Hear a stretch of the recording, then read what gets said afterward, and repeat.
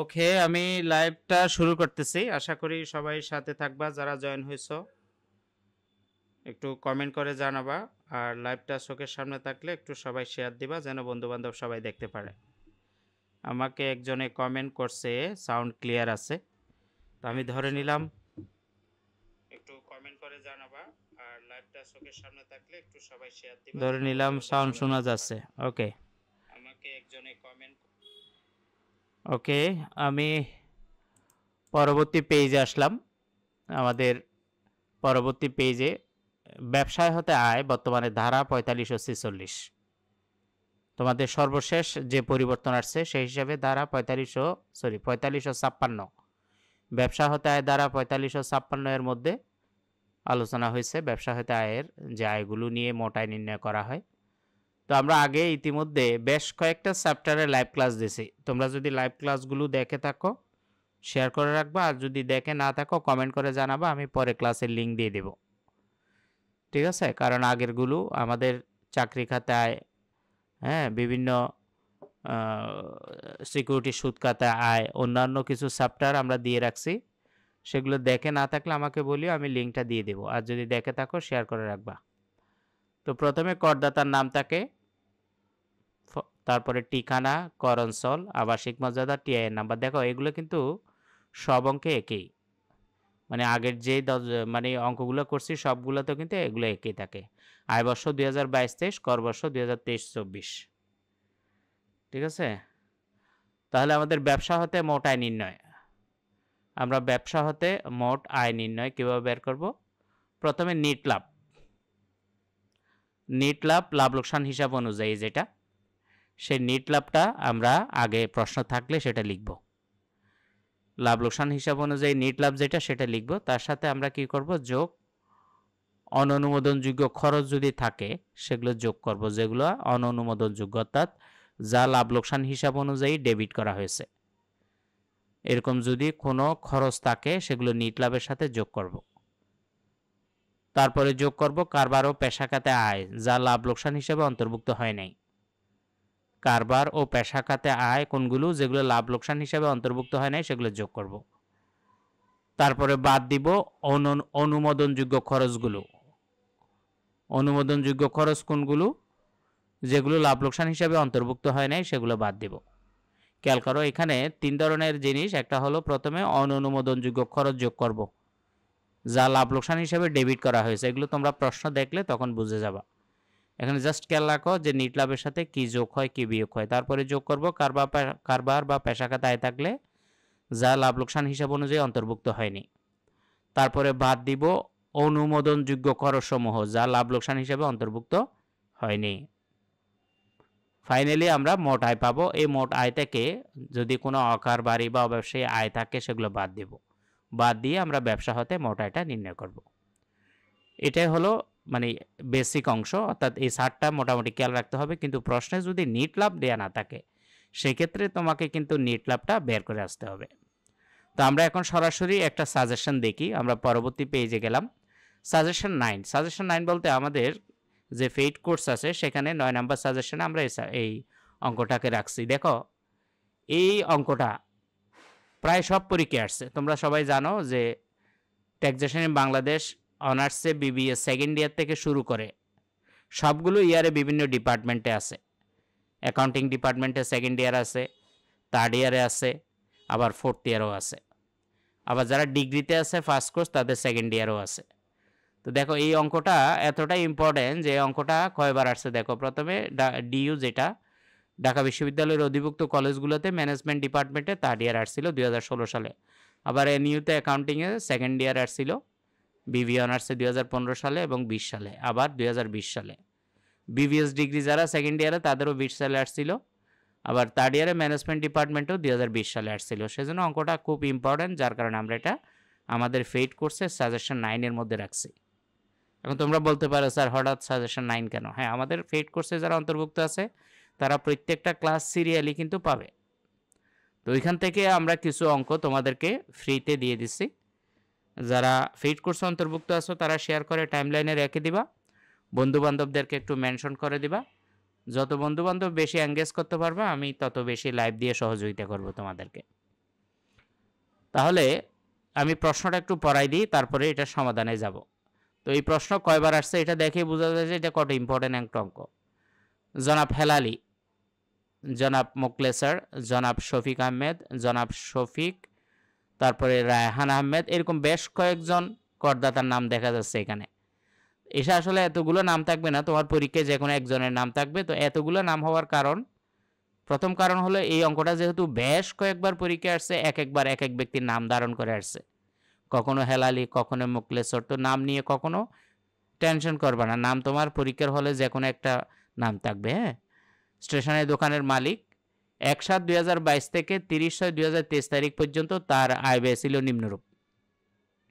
যেখানে ক নাম্বারে বলছে মোট বিক্রয়ের পরিমাণ 15 লক্ষ টাকা, খ নাম্বার বিক্রিত মালামালের ব্যয় 9 লক্ষ টাকা, কর্মচারীর বেতন 90,000 টাকা, গ নাম্বার দোকান ভাড়া, পরিবহন ও অন্যান্য 1,50,000 টাকা, উম নাম্বার দোকানে ব্যবহারের জন্য আসবাবপত্র ক্রয় 45,000 টাকা, গত বছরের লোকসানের পরিমাণ ছিল 15,000 টাকা।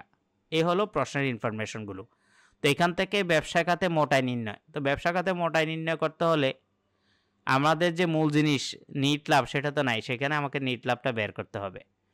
তো নিট লাভ আমরা কীভাবে বের করি? আমরা জানি বিক্রয় থেকে বিক্রিত পণ্যের মাল বাদ দিলে মোট মুনাফা, মোট মুনাফা থেকে পরিচালন যে খরচগুলো আছে, বেতন ভাড়া যেগুলো আছে এগুলো বাদ দিলে নিট লাভ বা নিট মুনাফা পাবো।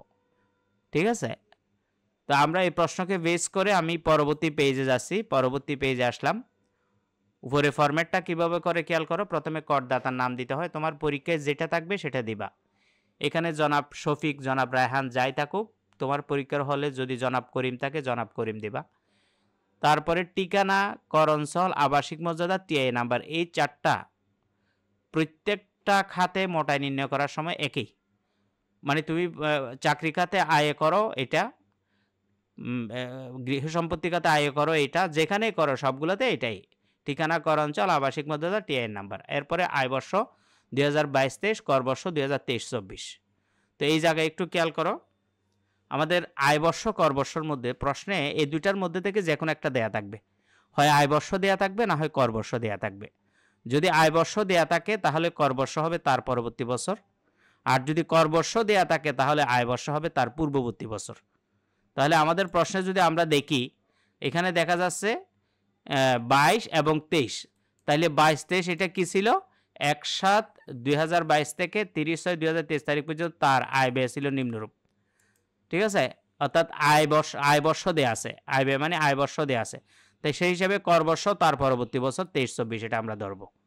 আবার একটু প্রশ্ন দেখো, এই যে 22 এবং 23, তো তোমরা তো ইতিমধ্যে আগের ক্লাসগুলো করে বুঝতে পারছো যে এখানে দুইটা সাল ব্যবহার হয়, কারণ বছরের মাঝামাঝি সময়ে কিন্তু করবর্ষ শুরু হয় 1 জুলাই থেকে, পরবর্তী বছরের 30 জুনে শেষ হয়। সেজন্য দুইটা বছরে, এক বছরের 6 মাস, পরবর্তী বছর 6 মাস মিলে মোট 1 বছর হয়। সেজন্য এই ট্যাক্সেশনের অঙ্ক করার সময় দুইটা বছর টাচ হয়। অর্থাৎ আয়করের ক্ষেত্রে 1 জুলাইতে বছর শুরু হয় আর পরবর্তী বছরের 30 জুনে শেষ হয়, যার কারণে এখানে 22-23 দুইটা বছর। ঠিক একইভাবে করবর্ষ তো 22-23-24 হবে পরবর্তী বছর। এখন প্রশ্নে যদি কোনো কারণে করবর্ষ দেয়া থাকে, মনে করো করবর্ষ 2023-24 বলছে, আয়বর্ষ দেয়া নাই, তাহলে তোমাকে তার পূর্ববর্তী বছর যাইতে হবে। সেক্ষেত্রে আয়বর্ষ হবে 22-23। কিন্তু এই অঙ্কে আয়বর্ষ আছে, করবর্ষ নাই, তাহলে আয়বর্ষ দেয়া থাকলে করবর্ষ তার পরবর্তী বছর হবে। ঠিক আছে? এখন আসো ব্যবসা হতে মোট আয় নির্ণয়। আয়ের খাত ও বিবরণ দুইটা টাকার ঘর হবে। ব্যবসায় হতে আয় দ্বারা 45-56, তার মানে ব্যবসা হতে আয়গুলো হিসাব নিকাশ হয় 45 হতে 56 ধারা আয়ের মধ্যে। তো মোট বিক্রয়, আমরা মোট বিক্রয় প্রশ্নে সবার আগে দেখছিলাম, আমরা যদি প্রশ্নে আবার দেখাই, দেখো ক নাম্বারে মোট বিক্রয়ের পরিমাণ 15 লক্ষ টাকা, এটা সবার আগে লিখব। লিখে আমরা বাদ দিব বিক্রিত মালের ব্যয় 9 লাখ টাকা। তাহলে 15 লক্ষ থেকে 9 লাখ বাদ দিলে 6 লাখ টাকা হবে মোট মুনাফা। তাহলে আমরা কি জানি? আমরা এটা জানি যে প্রশ্নের ভিতরে যদি নিট মুনাফা বা নিট লাভ দেয়া না থাকে সেটা কিন্তু বের করে আনতে হবে। আমি তোমাদেরকে কিন্তু বেসিক ক্লাসে শিখিয়েছিলাম কি? আমি বেসিক অংশে, এই যে বেসিক অংশ যেটা, বেসিক অংশে কিন্তু শিখিয়েছিলাম যে নিট লাভ থেকে তোমার নিট লাভের সাথে কি কি যোগ করতে হয়। এখন এই প্রশ্ন তো নিট লাভ নাই, সেজন্য নিট লাভ বের করার জন্য তোমাকে মোট মুনাফা তারপরে তার থেকে পরিচালন খরচগুলো বাদ দিয়ে নিট মুনাফা বের করব। তাহলে মোট বিক্রয় 15 লাখ, বিক্রিত মালের ব্যয় হলো 9 লাখ। এখন 15 লাখ থেকে আমি যদি 9 লাখ বাদ দিই 6 লাখ যেটা, এটা হবে মোট মুনাফা বাদ পরিচালন খরচাবলী। এখন দেখো পরিচালন খরচাবলী কি কি আছে। পরিচালন খরচাবলীর মধ্যে কর্মচারীর বেতন 90,000, দোকান ভাড়া আছে 1,50,000, আসবাবপত্র অবশ্যই। আসবাবপত্র যেটা আমাদের প্রশ্নের ভিতর দেয়া আছে, দেখো দোকানের জন্য আসবাবপত্রকে 45,000। এই আসবাবপত্রের উপরে কোনো পার্সেন্ট উল্লেখ না থাকে 10% ধরতে হয়, ঠিক আছে। তাহলে আমরা আসবাবপত্রের উপরে অবশ্যই ধরবো, আসবাবপত্র যত আছে তার 10% ধরে আমরা সবগুলো পরিচালন খরচ যোগ করলাম। 90,000, 1,50,000, 4500 যোগ করে 2,44,500। মোট মুনাফা থেকে পরিচালন ব্যয় বাদ দিলে আমরা যেটা পাবো সেটাই নিট মুনাফা। এই নিট মুনাফা 3,55,500 টাকা। এই নিট মুনাফার সাথে গত বছরের যেটা লোকসান আছে, আমরা যে নিট মুনাফা বের করছি এখান থেকে গত বছরের লোকসান যেটা আছে সেটা বাদ দিলেই আমরা ব্যবসা খাতে মোটায় পেয়ে যাব 3,40,500। তো এইখানে আমাদের বেসিক ক্লাসে কিন্তু আমরা দেখছিলাম নিট মুনাফা থেকে শুরু। তুমি বলতে পারো স্যার নিট মুনাফা থেকে তো বেসিক ক্লাসে শুরু। এখানে এরকম হওয়ার কারণ হলো এখানে আমাদের প্রশ্নের ভিতরে যদি নিট মুনাফা না থাকে তো সবার আগে নিট মুনাফা বের করতে হবে। আর এই নিট মুনাফা তোমরা কিন্তু এসএসসি, এইচএসসি তারপরে ফার্স্ট ইয়ারে শিখছো যে সেলস থেকে cost of goods sold minus করলে মোট মুনাফা হয়, ওইটাকে জাস্ট বাংলায় করতেছো আর কি। বিক্রয় থেকে বিক্রিত পণ্যের ব্যয় মাইনাস করে মোট মুনাফা, মোট মুনাফা থেকে অপারেটিং এক্সপেন্সেস যেটা অর্থাৎ পরিচালন খরচগুলো মাইনাস করলে নিট মুনাফা, তার থেকে যদি গত বছরের লোকসান থাকে সেটা মাইনাস করে দিলে আমরা ব্যবসা খাতে মোটায় 3,40,500। তাইলে আমরা একটা টিকা দেখতে পাচ্ছি, টিকাটার দিকে খেয়াল করো। দোকানের ব্যবহারের জন্য আসবাবপত্র ক্রয় একটি মূলধন জাতীয় ব্যয় বিদায় অনুমোদনযোগ্য নয়। ধরা হয়েছে আসবাবপত্রে বছরের শুরুতে ক্রয় করা হয়েছে, এই জন্য তৃতীয় তফসিল অনুযায়ী আসবাবপত্রের উপর 10% ধরা হলো। আসবাবপত্রের উপর 10% ধরে আমরা দেখাইলাম। তাহলে আমাদের এই যে আজকের এই সমাধানটা করাইলাম, যদি কারো কোনো প্রশ্ন থাকে কমেন্ট সেকশনে করতে পারো, আমি অ্যান্সার দিব। আর ক্লাসটা যারা দেখতেছ শেয়ার করবো। আমি পরবর্তী তোমাদের জন্য আরেকটা সাজেশন 10 নিয়ে আসলাম। প্রশ্নটার দিকে একটু খেয়াল করো, প্রশ্নটা একটু ডিফারেন্স আছে, ঠিক আছে। আসবাবপত্র যারা ক্লাসে জয়েন হয়েছো আমি রিকোয়েস্ট করব ক্লাসটা শেয়ার করে তোমাদের টাইমলাইনে রেখে দেবা। রেখে দিলে সুবিধা হয় কি, তুমি তোমার ইচ্ছা মতো সময় যখন ইচ্ছা তখন দেখে নিতে পারবা। তোমার ফেসবুকের টাইমলাইনে শেয়ার করে রেখে দিবা। আর বন্ধুবান্ধব যত বেশি এঙ্গেজ হবে লাইভ ক্লাস তত বেশি পাবা তোমরা ইনশাআল্লাহ। তো আমি পরবর্তী প্রশ্নে চলে আসছি। পরবর্তী প্রশ্নে নিম্নোক্ত প্রাপ্তি ও পরিশোধ হিসাব হতে জনাব তাইফুর রহমানের ব্যবসা খাতে মোট আয় নির্ণয় করো। তাইফুর রহমানের ব্যবসা হতে মোট আয় নির্ণয় করতে বলছে। আমরা দেখতে পাচ্ছি প্রশ্নটাতে প্রাপ্তি ও পরিশোধ হিসাব দেয়া আছে 30 জুন 2023 সালে সমাপ্ত বছরের জন্য। বাম পাশে প্রাপ্তিগুলো আছে, আমরা দেখি প্রাপ্তিগুলোর মধ্যে কি কি আছে। প্রথমে জের স্থানান্তরিত 60,000 টাকা, গ্রাহকের নিকট হতে ফি গ্রহণ 65,000, লটারি হতে আয় 9,000, সম্পত্তি ভাড়া বাবদ আয় 22,000, ব্যবসায়ের মুনাফা 9,000। এই সবগুলো যোগ করে 1,65,000। পরিশোধসমূহের মধ্যে কর্মচারীর বেতন 25,400, প্রশাসনিক ব্যয় 12,500, আয়কর প্রদান 2,100, মেরামত ব্যয় 3,500, ব্যবসায়ের জন্য ঋণের সুদ 4,000, আসবাবপত্র ক্রয় 40,000 আর জেন স্থানান্তরিত। খেয়াল করবা দুই পাশে কিন্তু জের স্থানান্তরিত দেখা যাচ্ছে, দেখতে পারছো। প্রাপ্তির দিকে একটা জের স্থানান্তরিত আছে, এটা হলো প্রারম্ভিক জের। আর পরিশোধের দিকে একটা জের স্থানান্তরিত আছে, এটা হলো সমাপনী জের। অর্থাৎ এটা ব্যালেন্স বিডি আর এটা হলো ব্যালেন্স সিডি। আরও সহজ কথা বললে এটা হলো প্রারম্ভিক হাতে নগদ আর এটা হলো সমাপনী হাতে নগদ। আমরা প্রশ্নটা বুঝলাম, এখান থেকে কি করতে বলছে সেটা উপরে বলে দিছে। ব্যবসায় খাতে মোট আয় নির্ণয় করো। তাহলে ব্যবসায় খাতে মোট আয় নির্ণয় করতে হলে এখানে প্রাপ্তির দিকে যতগুলো প্রাপ্তি আছে এই প্রাপ্তিগুলো যোগ করে সেখান থেকে পরিশোধগুলো মাইনাস করবো আমরা। আমি পরবর্তী পেজে আসলাম। একইভাবে আগেরটার মতো একটা ঘর রেডি করলাম, উপরে হেডিং দিলাম করদাতা জনাব তাইফুর রহমান, ঠিকানা কর অঞ্চল, আবাসিক মর্যাদা, টিআইএন নাম্বার। আমি বলছিলাম প্রত্যেকটা অঙ্কে একই ধরনের ঘর হয়। আয় বর্ষ 2022-23, কর বর্ষ 23-24। আমরা যদি প্রশ্নের মধ্যে আবার একটু দেখি দেখো এখানে 2023 সালের আয় ব্যয়গুলো দেওয়া আছে, ঠিক আছে? সেজন্য এটা 22-23 আয় বর্ষ ধরছে, আর কর বর্ষ 23-24 পরবর্তী বছর হবে। তো এখন কথা হলো, আমরা আয়ের খাতে বিবরণ দুইটা টাকার গড় দিলাম, ব্যবসা হতে আয় ধারা 45-56, অর্থাৎ 45 হতে 56 ধারার মধ্যে এই আয়গুলো আলোচনা করা হয়েছে।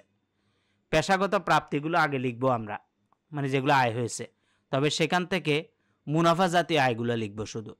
আমরা যদি খেয়াল করি, আমাদের এখানে অনেকগুলো প্রাপ্তি দেখাচ্ছে। জের স্থানান্তরিত, এটা তো হাতে নগদ, এটা একটা সম্পদ, এই জন্য আসবে না। গ্রাহকের নিকট হতে ফি গ্রহণ, এটা আসবে। লটারি হতে আয়, এটা আসবে না। সম্পত্তি ভাড়া আয়, এটাও আসবে না, কারণ এই সম্পত্তি ভাড়া আয় এটা কিন্তু ব্যবসা আয় নয়, তো ব্যবসায়ের মুনাফাটা আসবে।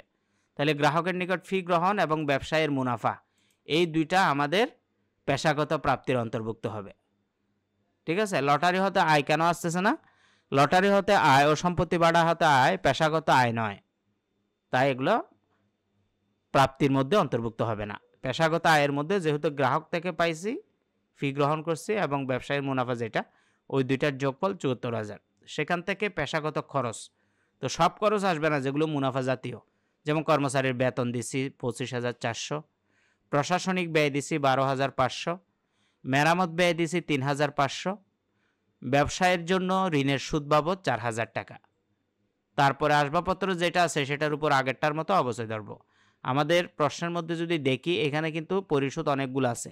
কর্মচারীর বেতন, প্রশাসনিক ব্যয়, আয়কর প্রদান, এটা কিন্তু আসবে না, কারণ আয়কর প্রদান হলো ব্যক্তিগত খরচ, এটা একটা উত্তোলন, এটা আসবে না, ঠিক আছে? আয়করটা আসবে না। মেরামত ব্যয়, ব্যবসায়ী ঋণের সুদ, আসবাবপত্র ক্রয় আসবে না, তবে আসবাবপত্র ক্রয় যেহেতু মূলধন জাতীয় ব্যয়, এটার উপরে অবশ্যইটা আসবে। মুনাফা জাতীয় বলছিলাম কি, মুনাফা জাতীয়টা আসবে না, মানে মুনাফা জাতীয়টা আসবে, মূলধন জাতীয়টা আসবে না। তো আসবাবপত্র ক্রয়ের ক্ষেত্রে আমরা কি করি, যদি আসবাবপত্রের পরিমাণ দেয়া থাকে সেটার উপর 10% অবশ্যই ধরতে হয়, পার্সেন্ট না থাকলেও। এরপরে জের স্থানান্তর, এটা হলো সমাপনী হাতে নগদ, এটা একটা সম্পদ, সেই জন্য এটা আসবে না। তাহলে আমি যদি আবার একটু খেয়াল করি, কর্মচারীর বেতন আসবে, প্রশাসনিক ব্যয় আসবে, আয়কর প্রদান আসবে না। কেন আসবে না? কারণ আয়কর প্রদান হলো একটা ব্যক্তিগত খরচ। আয়কর প্রদান করলে নর্মালি আমরা যারা এসএসসিতে বা জাবেদা করে আসছি, উত্তোলন ডেবিট নগদান ক্রেডিট, অর্থাৎ এটা মালিকানা সত্ত্বের সাথে সম্পৃক্ত, এই জন্য এটা আসবে না। মেরামত ব্যয় আসবে, ব্যবসায়ী ঋণের সুদ আসবে, আসবাবপত্র ক্রয় আসবে না, তবে তার উপরে অবশ্যই চার্জ করলে সেটা আসবে। আর যে স্থানান্তরিত যেটা পরিশোধের দিকে আছে, এটা কেন আসবে না? কারণ এটা সমাপনী হাতে নগদ, এই জন্য আসবে না। তাহলে আমরা এখন সবগুলো যদি যোগ করি, ঠিক আছে, এই যে ব্যবসা ও পেশার খরচের সব যদি যোগ করি, 25,400, 12,500, 3,500, 4,000, 4,000 সব যোগ করলে 49,400 হবে ব্যবসা ও পেশার খরচ। এখন 74,000 থেকে 49,400 মাইনাস করে দিলে 24,600, এটাই হবে ব্যবসা হতে মোট আয়, ঠিক আছে? এরপরে কিছু টিকা, এগুলো তোমরা পরীক্ষার হলে লিখতেও পারো, আর না লিখলেও কোনো সমস্যা নেই, জাস্ট অঙ্ক বোঝার জন্য। টিকা 1, দোকানে ব্যবহারের জন্য আসবাবপত্র ক্রয় একটি মূলধন জাতীয় ব্যয় বিধায় অনুমোদন নয়। ধরা হয়েছে আসবাবপত্র বছরের শুরুতে ক্রয় করা হয়েছে, এই জন্য তৃতীয় তফসিল অনুযায়ী আসবাবপত্রের উপর 10% ধরা হলো। লটারি হতে আয় ও সম্পত্তি ভাড়া হতে আয়, এগুলো পেশাগত আয় নয়, তাই পেশাগত প্রাপ্তির মধ্যে অন্তর্ভুক্ত হয়নি। মেরামত ব্যয়কে অনুমোদন খরচ ধরা হলো, সেই জন্য মেরামত ব্যয় এখানে অন্তর্ভুক্ত হয়েছে। তো এই হলো আমাদের আজকের ক্লাস। আমরা একটা বেসিক ক্লাস এবং 2টা অঙ্ক বুঝাই দিছি। ক্লাসগুলো যদি ভালো লেগে থাকে অবশ্যই কমেন্ট করে জানাবা। আর যারা জয়েন হয়েছো, রিকোয়েস্ট করবো তোমরা অবশ্যই শেয়ার করে দিবা তোমাদের কলেজের গ্রুপে বন্ধুবান্ধবদেরকে, কারণ তোমরা যদি বেশি বেশি এঙ্গেজমেন্ট বাড়াইতে পারো বন্ধুবান্ধবদেরকে, তাহলে কিন্তু সপ্তাহে 6 দিন লাইভ ক্লাস পেয়ে যাবা, ঠিক আছে? তোমাদের যত বন্ধু বান্ধব এঙ্গেজ হবে লাইভে, তত বেশি লাইভ চলবে। তো সবাইকে রিকোয়েস্ট করব, শেয়ার করবা। শেয়ার করলে লাভ হয় কি, যে কয়েকজন জয়েন হয় তোমার সাথে সাথে তোমার বন্ধুরাও পাবে। তো এই ধরনের ইম্পর্টেন্ট টপিকগুলো নিয়ে হাজির হব। কমেন্ট সেকশনে জানাবা কার কোন কোন অধ্যায় বুঝতে সমস্যা হচ্ছে, সেগুলো নিয়ে ইনশাল্লাহ নেক্সট ক্লাসে লাইভে আসবো। আজকে লাইভ ক্লাস এখানে শেষ করব। সবার প্রতি শুভকামনা রইল। আসসালামু আলাইকুম ওয়া রাহমাতুল্লাহি ওয়া বারাকাতুহু।